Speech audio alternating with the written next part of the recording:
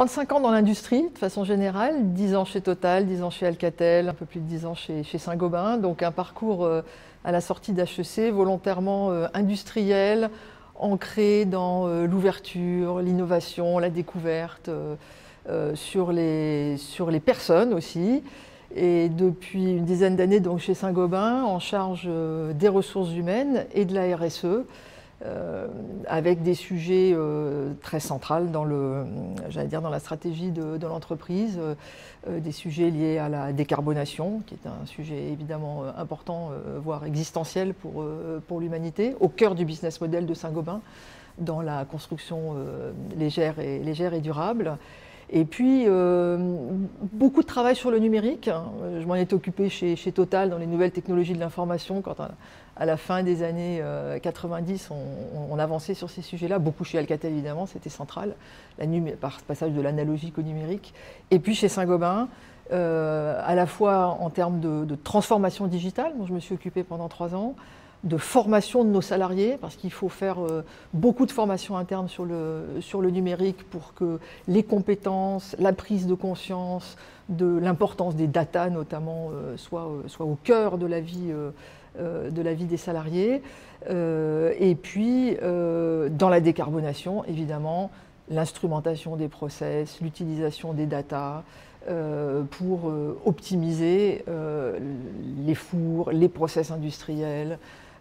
Donc le numérique est très central en termes de ce que je peux faire au quotidien dans la RSE et le développement et la formation de nos salariés. Le numérique, je dirais pour moi en tant que personne et en tant que professionnel, c'est une libération. C'est une libération parce que ça donne une flexibilité, une autonomie, ne serait-ce que dans le travail quotidien. Je me souviens des premières années de vie professionnelle où on était au bureau, on bossait, en rentrant chez soi, on était par définition déconnecté. Et en tant que jeune mère à l'époque, la connexion ADSL quand elle est arrivée, c'était une formidable libération. Donc pour moi le numérique, c'est une flexibilité, une agilité dans le quotidien personnel et professionnel qui est formidable, à condition de ne pas en être esclave et de savoir le gérer.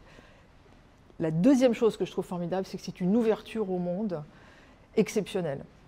Ouverture parce qu'on a accès à un nombre d'informations colossal, on a accès à un nombre de personnes diverses, extraordinaires, on a donc accès à de la connaissance.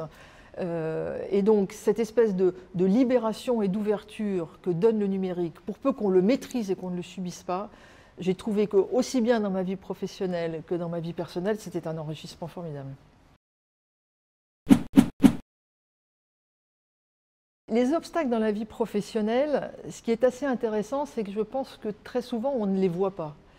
Et on les analyse de façon rétrospective. C'est pas pour rien qu'on appelle ça le plafond de verre, c'est qu'on se cogne dedans, on ne le voit pas venir, et on se cogne dedans, et quelquefois on se cogne et on ne le sent pas, ce qui est assez étonnant. Donc oui, bien sûr, il y a eu des obstacles, mais je pense que chacun a des obstacles dans sa vie professionnelle. Il est exact que les femmes ont certainement plus d'obstacles que les hommes. Moi, j'ai eu 3 enfants, qui sont les moments les plus merveilleux de l'existence d'une femme et d'un couple. Et à chaque fois, c'était un combat. C'était un combat pour revenir, c'était un combat pour continuer à progresser, c'était un combat pour ne pas s'entendre dire maintenant elle a des enfants, elle a peut-être aussi d'autres priorités, une question qu'on ne pose jamais à un homme. Donc oui, bien sûr, il y a des obstacles, mais il y a aussi une capacité, j'allais dire, à enrichir le dialogue et à apporter quelque chose de différent.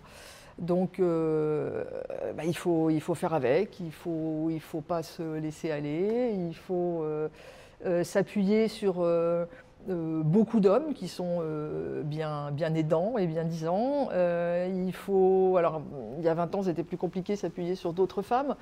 C'est sûrement un peu plus simple maintenant. Donc le rôle modèle est important et j'en ai eu quelques-unes dans ma vie. Donc il faut chercher, il faut toujours regarder en haut, il faut toujours chercher à progresser.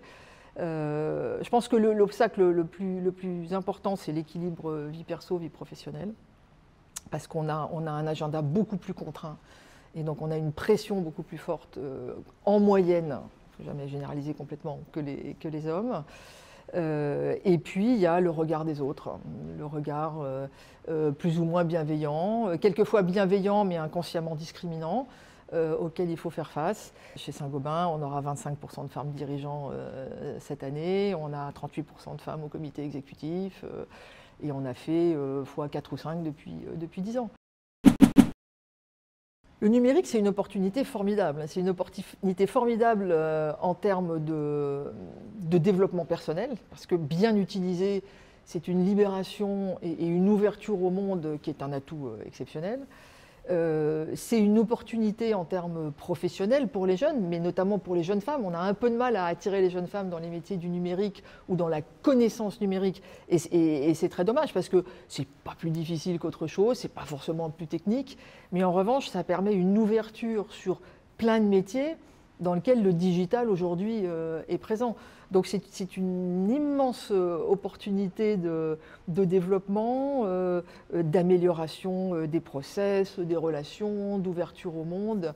Et donc il faut vraiment encourager les jeunes j'allais dire, à aller dans ce type de métier ou dans ce type d'expertise et de connaissances. Parce que je pense qu'il ne faut pas limiter le numérique aux data scientists, data analystes ou autres, j'allais dire, spécialistes du numérique. Je prends une analogie qui est peut-être un peu basique, mais il y a 30 ans, on disait aux gens, maintenant il faut parler anglais. Si vous ne parlez pas anglais, vous ne ferez pas carrière. Aujourd'hui, il faut parler data. Voilà, il faut parler data, que vous soyez un spécialiste ou que vous soyez un manager ou que vous soyez un financier ou que vous soyez un vendeur. Il faut être capable d'utiliser les data, et donc, ou le digital de façon générale. Donc il faut vraiment se l'approprier. Donc tous les jeunes, bien sûr, et les jeunes hommes comme les jeunes femmes. Il n'y a strictement aucune différence sur le sujet entre les hommes et les femmes. Alors, si je peux donner un conseil, c'est de surtout pas suivre un exemple, justement, c'est d'être soi-même.